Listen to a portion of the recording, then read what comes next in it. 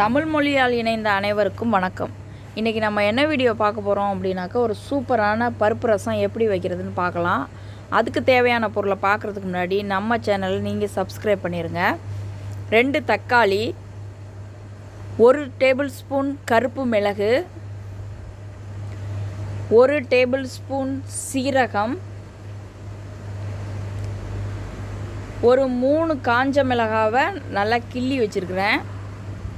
உங்களுக்கு விருப்பம்னா நீங்கள் பச்சை மிளகாய் கூட போட்டுக்கலாம். கருவேப்பிலை தாளிப்பதற்கு, பருப்பு ஒரு 3 டேபிள் ஸ்பூன் நான் வேக வச்சு கடைஞ்சி வச்சுருக்கிறேன். பூண்டுப்பல் ஒரு 4,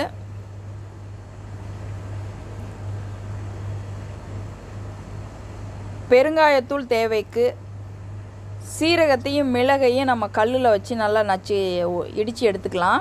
அது கூட சேர்த்து பூண்டையும் நல்லா நச்சிக்கங்க. தோலோடைய பூண்டை நச்சு போடுங்க. ரசத்துக்கு பூண்டோட தோலோடு போட்டோம்னா ரொம்ப டேஸ்ட்டாக இருக்கும். இப்போ ஒரு பாத்திரத்தில் எண்ணெயை ஊற்றி கடுகு உளுத்தம் பருப்பை தாளிச்சிக்கலாம். புளி கரைச்சி நான் தக்காளி பழத்தையும் அதோடு சேர்த்து கரைச்சிட்டேன். 2ஐயும் ஒன்றா கரைச்சி வச்சுருக்கிறேன். இப்போ நல்லா கடுகு பொரிஞ்சதுக்கப்புறம் காஞ்ச மிளகாவை போட்டுடலாம்.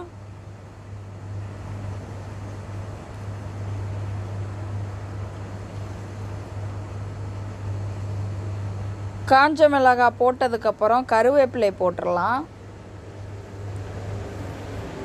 அதுக்கப்புறம் நம்ம இடித்து வச்சுருக்கிற மிளகு, சீரகம், பூண்டு அதையும் போட்டு நல்லா எண்ணெயில் வதக்குங்க. அது வதக்கும் போதே அந்த ரசத்தோட வாசனை சூப்பராக வரும். இப்போ நம்ம கரைச்சி வச்சுருக்கிற புளியையும் தக்காளி பழத்தையும் சேர்த்து அதில் ஊற்றிடுங்க. மஞ்சத்தூள் போட்டுக்கலாம். இப்போது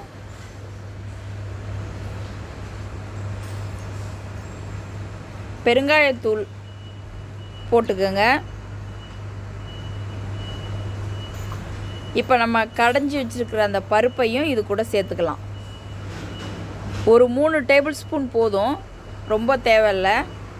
போட்டு நல்லா கொதிக்கட்டும். நல்லா கொதித்து வரும்போது ஒரு சின்ன துண்டு வெள்ளைக்கட்டி போட்டோம்னா டேஸ்ட்டு ரொம்ப பிரமாதமாக இருக்கும். இது ஆப்ஷனல் தான், உங்களுக்கு விருப்பம்னாக்கா நீங்கள் போட்டுக்கோங்க, இல்லைன்னா வேண்டாம். தேவையான அளவு உப்பு போட்டுடலாம்.